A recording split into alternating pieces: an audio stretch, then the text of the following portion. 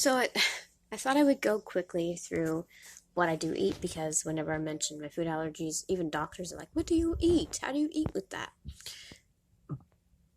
And then there's EOE and colitis and stuff, all related to the allergies. So what do I start with? Flaxseed is mostly for appearance. If you're eating a lot of plain beige foods, anything that can add a little bit of color to it and texture is great. It does have calories, potassium, calcium, fiber. So this is great. Just to add into anything. I do throw it on chicken and stuff. And put a bit in the pan with the water in the pan when I'm cooking chicken, and then somehow it gets flavor. That's really the only time it really has flavor, and I'm not sure how that works. I don't understand it. So this arrowroot and tapioca, they call these flours and starches. And they are really more of a starch than a flour. These have a very starchy texture. Arrowroot has a scent and a taste, and tapioca doesn't seem to have really anything. I love tapioca. What else? White rice flour. There's also brown rice flour. These are Bob's Red Mill. These are all Bob's Red Mill. Then there's millet flour. Now, white rice flour does not really seem to have a texture or a flavor. It's really great, really easy to use, very fine. And then there's millet flour, and this has a flavor and a color. It's a bit yellow. This is great, but I like to separate all of my flours. I used to eat buckwheat. I think I have a problem with buckwheat. I don't really know. I like to separate them and then just add them together before I cook, because if I mix them all together in a container, depending on what I'm eating, it might be a bit too much flavor from one or a weird texture for what I'm cooking. So I just like to keep them separated. What am I doing? Right. Safflower oil is what I use. This goes in a lot of things I eat because of the fat. This has 120 calories for 1 tablespoon and 14 grams of fat. If you're trying to gain weight, this is really great. It does have vitamin E. I can also have sunflower oil, but I haven't been able to find it. Sun butter is a great substitute for, okay, my brain's not functioning. Sun butter and sunflower seeds are great substitutes for, what? My brain's not working. Nuts, right. It's a great substitute for nuts. I can put that on banana or brownies or whatever. I forgot to put brownies in this video, but yeah, look up Enjoy Life brand allergy-friendly foods. So this is actually a marinade. I was trying to make jam or jelly. For some reason it's not setting. It's just spilling around the dang thing. It is sealed.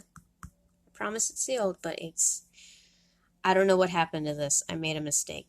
I put the entire packet of fruit pectin in the batch of this stuff, and it just turned out really, really tart and bitter.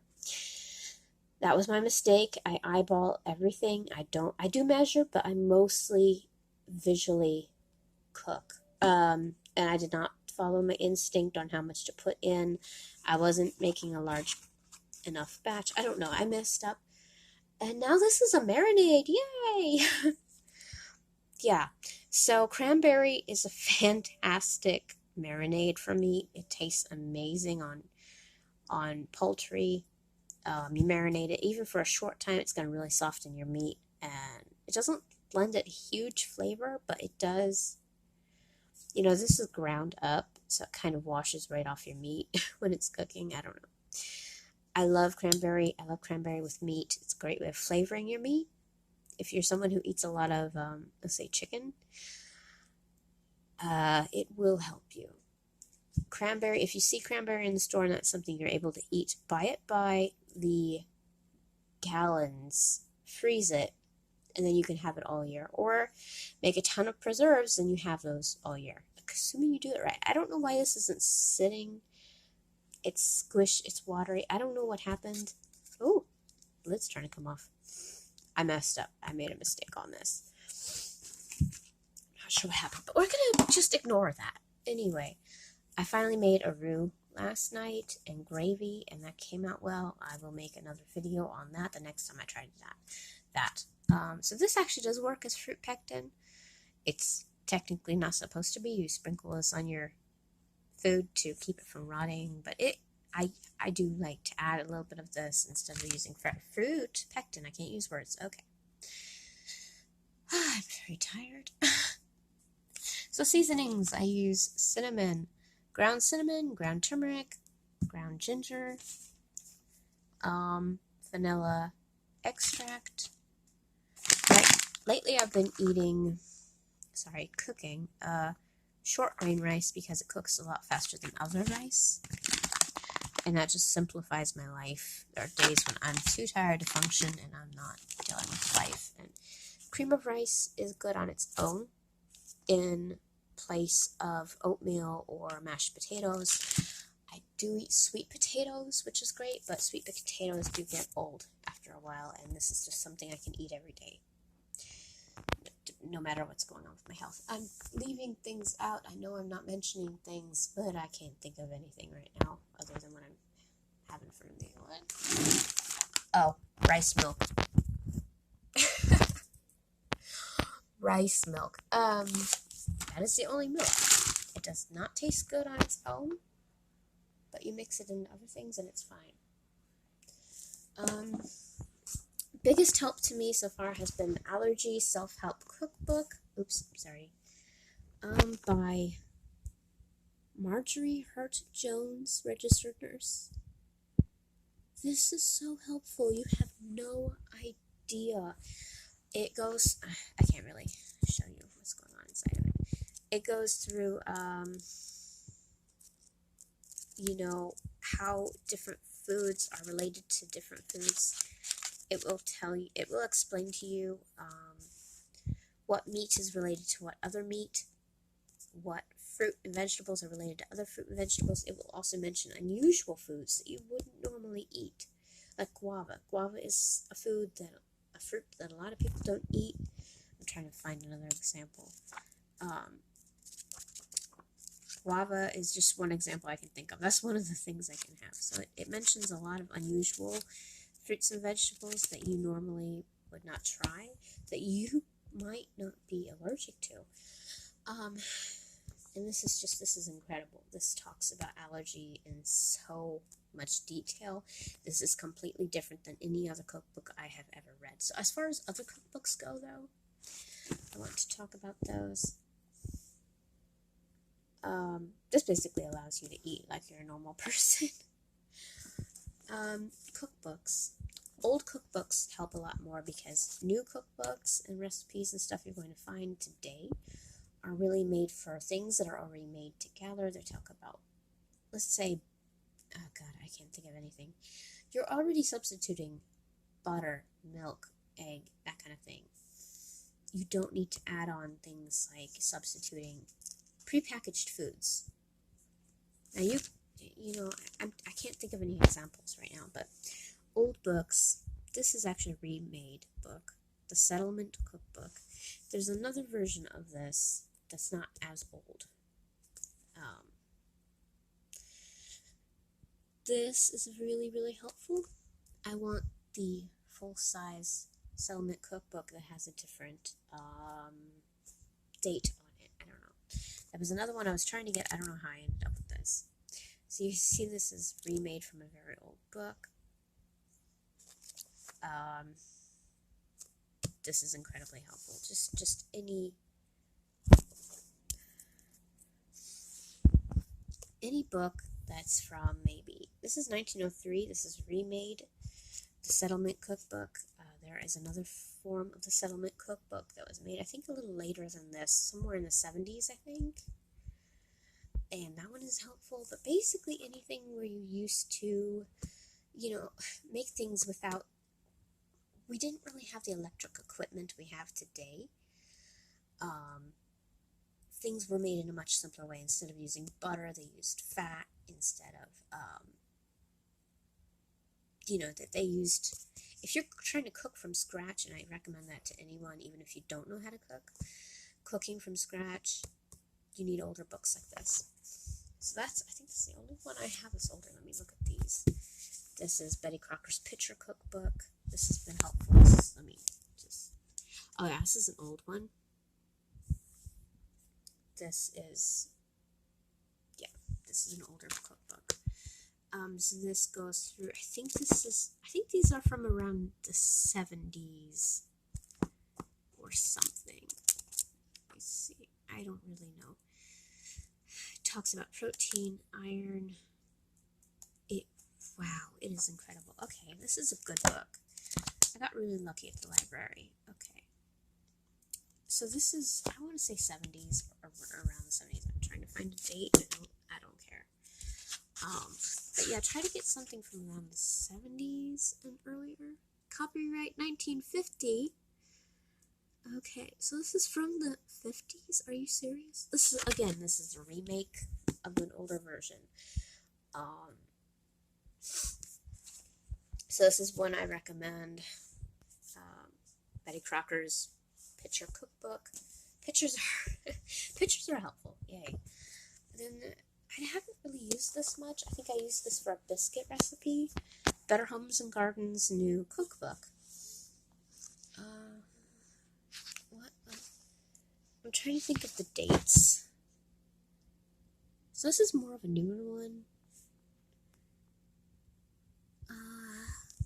But it does have a lot of photos. It has a lot of recipes. It shows you different cuts of meat. Let me see. So I think it talks about preserves and jams and jellies, which is something you really need to get into. It's very simple. I didn't think it was going to be simple. It looks complicated as hell.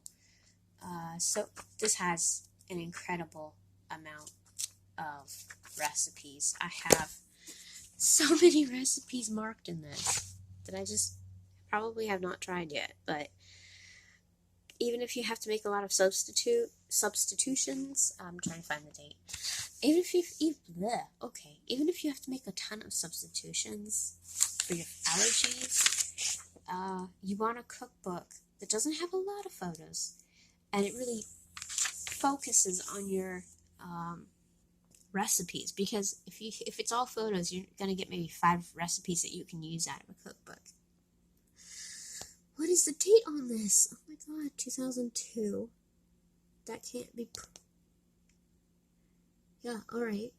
This is not one of the older ones with the older recipes. It does go through cooking basics, what kind of pots, pans, and dishes you might need, and what they're for. So this is just, I think this is essential if you don't know much about cooking. I don't know a lot about cooking. I'm self-taught, so this is just one of those things that's incredibly helpful. I also have a cookbook somewhere that it explains to you utensils and things and what you need in your kitchen. But I don't even look at that, so I'm not even going to recommend that in this. I don't know where it is. But yeah, this is essential if you are not a pro chef and you want to get into cooking from scratch. This is very helpful. But yeah, I mean, definitely focusing on older books has helped me a lot, because they don't use the stuff we use today. A lot of it's a big difference. Older recipes, it's more from scratch. Let's use some lard and some flour and some sugar, and they don't put all this nonsense in their recipes. If I'm making any sense, I'm very tired. I don't know. And my absolute favorite recipe book. This is a cookbook, whatever. This is incredible. This actually goes into details with allergy foods. You are going to learn so much more from this than even your allergist. This is incredible. This is stuff it's going to take you forever to find online.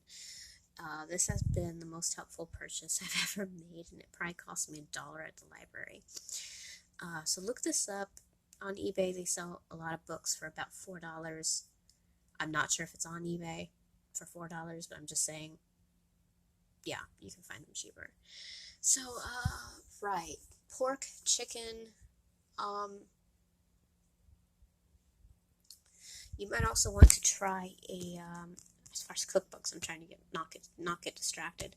As far as cookbooks go, you might also want to get into Jewish cookbooks, because people who are Jewish, I think, use schmaltz, and schmaltz is, I don't want to say that again, I don't even know if I'm pronouncing it right. It is rendered chicken fat. Rendered chicken fat is used in place of butter and even oil.